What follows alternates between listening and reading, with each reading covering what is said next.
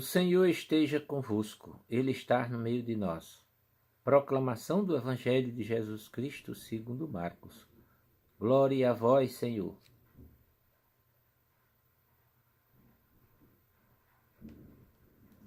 Naquele tempo, Jesus partiu com os seus discípulos para os povoados de Cesareia de Filipe. No caminho perguntou aos discípulos: Quem dizem os homens que eu sou? Eles responderam: Alguns dizem que tu és João Batista, outros que és Elias, outros ainda que és um dos profetas. Então ele perguntou: E vós, quem dizeis que eu sou? Pedro respondeu: Tu és o Messias. Jesus proibiu-lhes severamente de falar a alguém a seu respeito. Em seguida começou a ensiná-los, dizendo que o Filho do Homem devia sofrer muito, ser rejeitado pelos anciãos, pelos sumos sacerdotes e doutores da lei. Devia ser morto e ressuscitar depois de 3 dias. Ele dizia isso abertamente. Então Pedro tomou Jesus à parte e começou a repreendê-lo. Jesus voltou-se, olhou para os discípulos e repreendeu a Pedro, dizendo: Vai para longe de mim, Satanás. Tu não pensas como Deus, e sim como os homens. Palavra da salvação. Glória a vós, Senhor.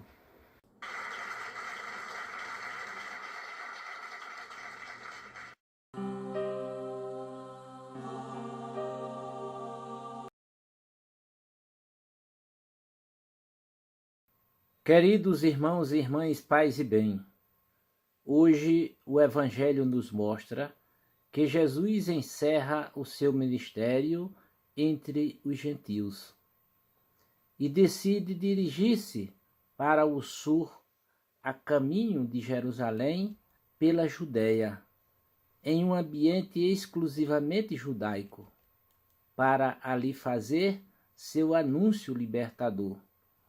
Depois de tudo o que falou e fez entre os gentios, agora quer colher a consciência popular sobre o que as pessoas dizem da sua pessoa. Quem o povo diz que eu sou? O mestre sabia das diversas imagens a respeito de sua personalidade, mas ele quer ouvir dos seus o que tem escutado entre os bastidores, e pergunta sobre isso, aproveitando a ocasião da viagem em direção às aldeias de Cesareia de Filipe. Como era do conhecimento do mestre, as respostas são divergentes e até mesmo absurdas. Alguns dizem que o Senhor é João Batista, outros que é Elias e outros que é um dos profetas. Estas cheiram a reencarnação de João Batista ao retorno de Elias e até citam Jeremias em Mateus. Falar sobre o que os outros dizem sobre Jesus era tão fácil que todos levantaram para se pronunciarem. Só que o que Jesus queria mesmo era ouvir os discípulos a resposta deles sobre o que eles pensavam do Mestre, até porque ele não estava interessado em saber o que o povo dizia. Ele já o sabia.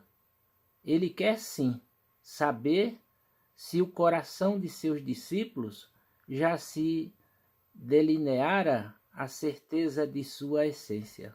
E então redireciona a pergunta: Mas vós, quem dizeis que eu sou? Antes desta terrível pergunta, Pedro, cheio do Espírito Santo, logo se apresenta para afirmar: Tu és o Cristo. Em Mateus aparece a profissão de fé mais contundente: Tu és o Cristo, o Filho do Deus vivo.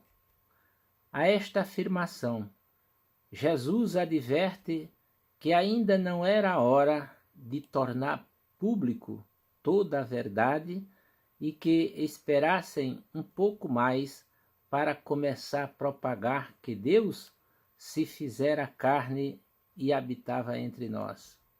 E então percebeu que havia alcançado seu objetivo entre os seus discípulos e que este, conhecendo, os fortaleceria para pregarem a sua mensagem a todos os demais.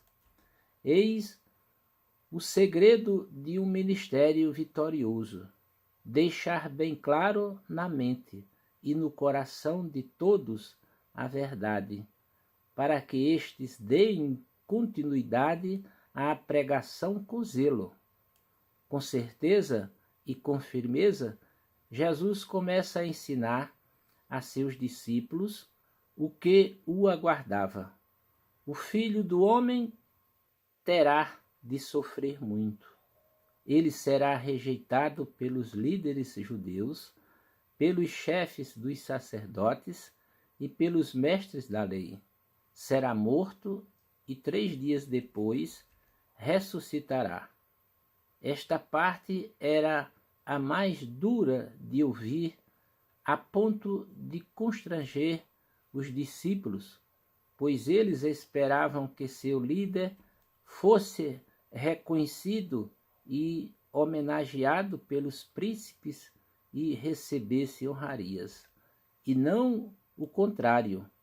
Isto pareceu fora de propósito. Foi por isso que Pedro chamou Jesus à parte e começou a reprová-lo. Mas Jesus chega à conclusão que até Pedro tinha dado ouvidos a Satanás e então, virando-lhe as costas, volta-se em direção aos discípulos e repreende com veemência ao espírito que falava pela boca de Pedro naquela hora: Saia da minha frente, Satanás. Você está pensando como um ser humano pensa e não como Deus pensa. Este episódio nos demonstra que ainda não estavam suficientemente maduros e ainda permitam que o inimigo se manifestasse no meio deles. Esta, muitas vezes, é a minha e a tua situação, quando nós não vivemos a constante vigilância e oração. Vigiai e orai para não cairdes em tentação. Distraídos, o diabo pode nos pegar de surpresa e nos derrubar em questão de segundos. Graças a Deus, o tempo do titubeio durou pouco, e logo os discípulos ficaram prontos para o ministério da salvação. Assim como eles, nós também precisamos pedir a Deus a graça do amadurecimento gradual da fé em nós e a revelação da verdadeira identidade de Jesus, servo fiel, cuja vida esteve totalmente entregue em tuas mãos. Louvado seja nosso Senhor Jesus Cristo, para sempre seja louvado. Amém.